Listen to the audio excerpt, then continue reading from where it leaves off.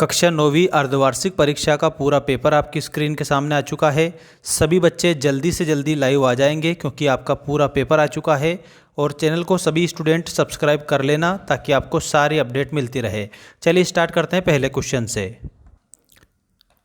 ये रहा आपका पहला प्रश्न, कबीर की भाषा है। तो कबीर की जो भाषा है ना वो है सधुक्कड़ी, क्योंकि साधुओं की जैसी भाषा थी, तो इसमें आपको कबीर की भाषा सधुक्कड़ी बताना है। रसखान कवि पशु बनकर रहना चाहते थे, तो ये कृष्ण की धेनुओं के साथ रहना चाहते थे। ग्रामश्री कविता में कवि ने सुंदरता का मनमोहक चित्रण किया है, तो प्रकृति की सुंदरता का मनमोहक चित्रण किया है। मेघों की तुलना किससे की है, तो पाहुन से मेघों की तुलना करी गई है। हिंदी साहित्य के इतिहास में स्वर्णयुग कहलाता है, तो इसमें भक्ति काल को स्वर्णकाल कहते हैं। भक्ति काल सभी बच्चे सही उत्तर लिख देना, करेक्ट।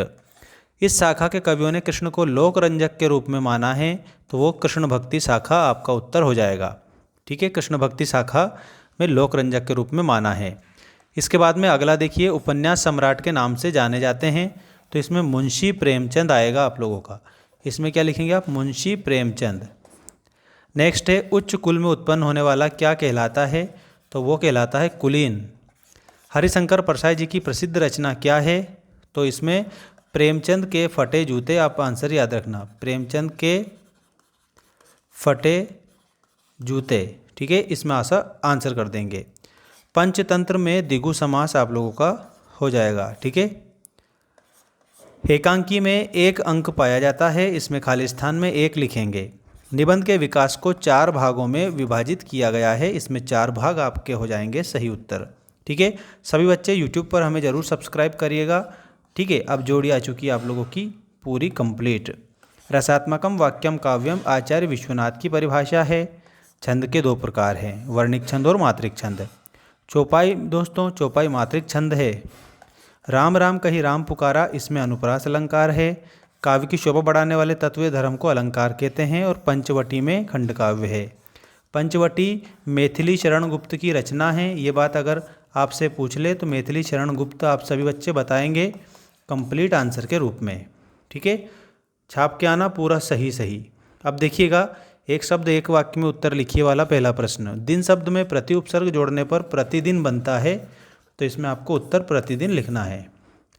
धार्मिक में कौन सा प्रत्यय है, तो धार्मिक में इक प्रत्यय है। समास के कितने प्रकार या भेद होते हैं, तो समास के 6 भेद या प्रकार होते हैं। 6 भेद इसमें समास के आपको बताना रहेगा। इसके बाद में आँख का तारा होने का अर्थ क्या है, तो आँख का तारा का मतलब होता है बहुत प्यारा। नेक्स्ट क्वेश्चन देखिए, ना काश भर, ये शब्द कौन से शब्द हैं, तो ये आपके निपात शब्द हो जाएंगे।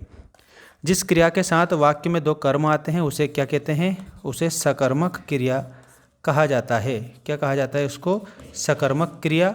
और वो भी कैसी, ठीक है, 2 कर्म है तो द्विकर्मक भी अपन इसको बोल सकते हैं। ठीक है, द्विकर्मक भी आप इसको बोल सकते हैं। अगला देखिए, सत्य असत्य लिखिएगा। पहला, कम उम्र में नानी ने मौत को करीब से देखा था, ये बात आपका सही है।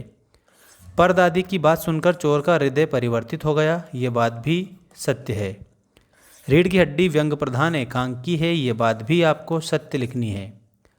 गोपाल प्रसाद आधुनिक विचारों के व्यक्ति है, ये बात असत्य लिखनी है, ये गलत है। मेरे संग की औरतें मृदुला गर्ग द्वारा रचित संस्मरण हैं, ये बात बिल्कुल सत्य है।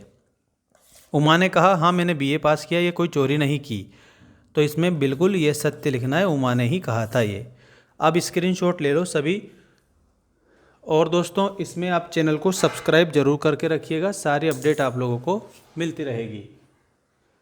ठीक है, और यहाँ पर आप सभी स्टूडेंट के लिए पूरा पेपर मैंने बताया है, जिसमें से परीक्षा में प्रश्न छपेंगे, तो आप सभी चैनल से सब्सक्राइब हो जाना।